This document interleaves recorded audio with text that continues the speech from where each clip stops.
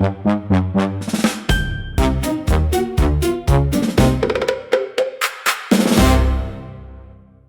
balik lagi bersama Ishak di review film amatir.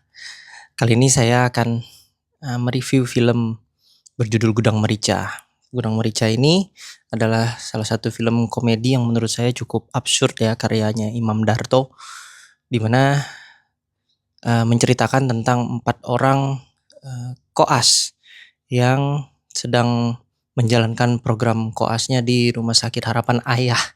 Ketika mereka sampai di sana, itu karakternya ada Razi yang mungkin bisa dibilang sebagai karakter yang menjadi jangkar dari cerita di film ini.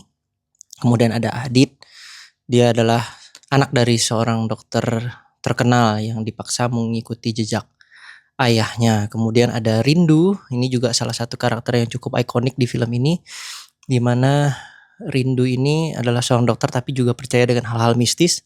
Dan ada Tanti yang paling normal dan suka jualan gitu. Mereka bertemu dengan namanya Suster Ella yang diperankan Rizky Inggar ya. Nah, kemudian ada Sidik yang diperankan oleh Benedictus. Di sini Sidik ini tidak hanya berperan sebagai satpam saja, tetapi dia bisa menjadi tukang kebun, menjadi perawat, menjadi supir, macam-macam. Bahkan menjadi tukang di rumah sakit itu juga Sidik gitu. Kemudian ceritanya dimulai ketika Suster Ella bersama Sidik harus berangkat ke kota dan meninggalkan mereka berempat untuk menggantikan tugas jaga di ruang emergensi. Nah, saat mereka sedang berjaga, disitulah tiba-tiba datang segerombolan orang membawa pasien yang terluka berat. Nah, ketika diperiksa oleh mereka, kondisinya sudah henti nafas, henti jantung, sehingga di sini mereka harus melakukan tindakan RJP ya, resusitasi jantung paru. Tapi sayangnya pasien ini tidak dapat diselamatkan. Tidak lama kemudian scene berpindah di mana Suster Ella sudah datang dan sudah ada polisi yang memeriksa kondisi jenazah itu. Ditanyakan oleh Suster Ella, ternyata mereka memastikan bahwa pasien itu sudah datang dalam keadaan tidak bernyawa lagi. Nah, dari sini mulai lucu ceritanya karena Suster Ella memerintahkan untuk ini disimpan di ruang jenazah.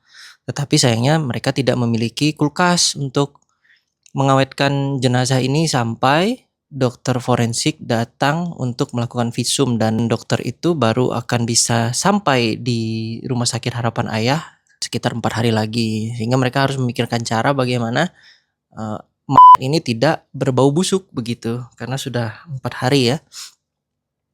Kebetulan Sidik ingat kalau tidak salah rumah sakit ini masih menyimpan kulkas untuk menyimpan vaksin.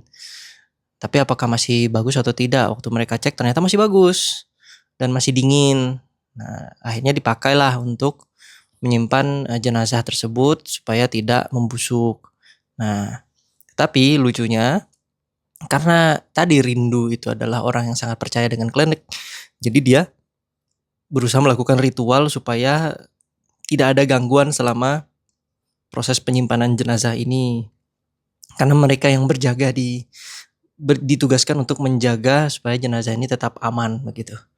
Jadi waktu melakukan ritual terjadilah suatu keadaan yang justru malah membuat mereka semakin masuk ke dalam keabsurdan menjaga jenazah ini, di mana Rindu menyemburkan air, kemudian air itu kena ke mesin dari mesin pendingin ini dan akhirnya konslet.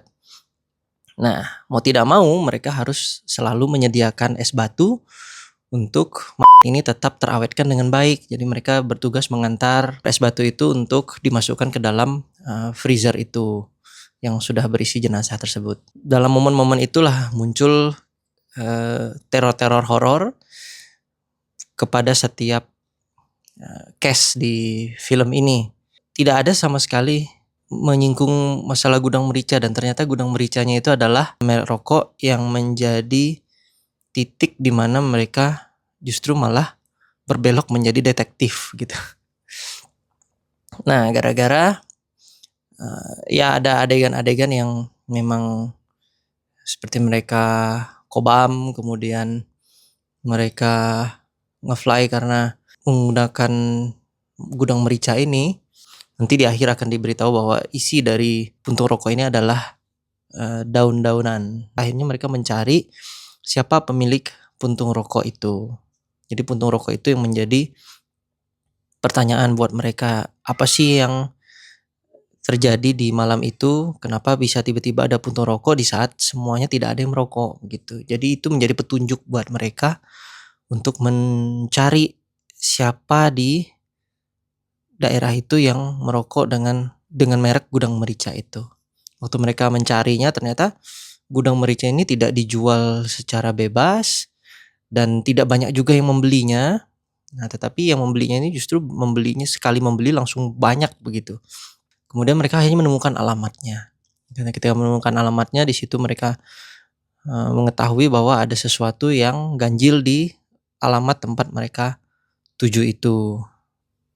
Dan ada scene yang lucu di mana Rindu dan Tanti harus menjemput dokter forensik.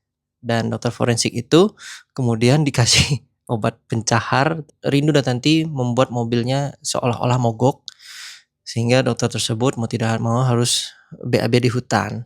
Dokter forensik ini justru malah mendapatkan teror-teror dari setan yang ada di dalam hutan itu. Dan lucunya itu ada gerobak bubur ayam di situ. Itu sebenarnya akan memberitahu ending dari ceritanya nanti. Di satu sisi, di tempat lain, Razi dan Sidik itu terus menjadi petunjuk apa yang terjadi di dalam rumah yang menyimpan gudang merica itu. Mereka menemukan ada nenek buta, kemudian nenek itu malam-malam keluar begitu.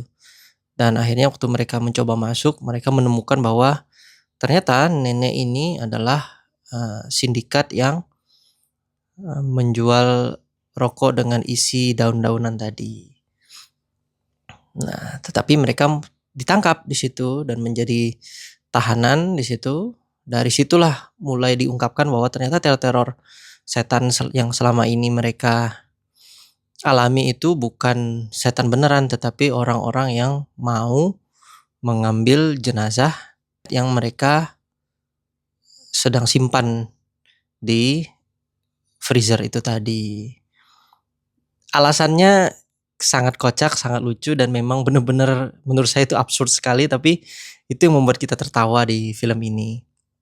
Mungkin ada beberapa kekurangan yang saya rasakan adalah terkesan konflik-konflik yang muncul di film ini sedikit dipaksakan, tetapi itu tidak lari dari esensi dari ceritanya, sehingga menurut saya film ini tetap cukup menghibur dengan komedi absurdnya, benar-benar dinikmati saja.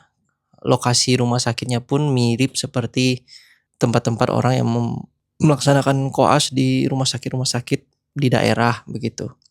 Intinya film ini sangat bagus, konflik yang ditampilkan juga sebenarnya menarik, hanya mungkin terkesan memang dipaksakan, dan saya merasa film ini layak untuk direkomendasikan untuk ditonton tanpa harus memikirkan hal-hal yang lain, cukup dinikmati saja karena lagi-lagi Benedictus di sini sebagai Sidik adalah yang membuat film ini menjadi sangat fresh.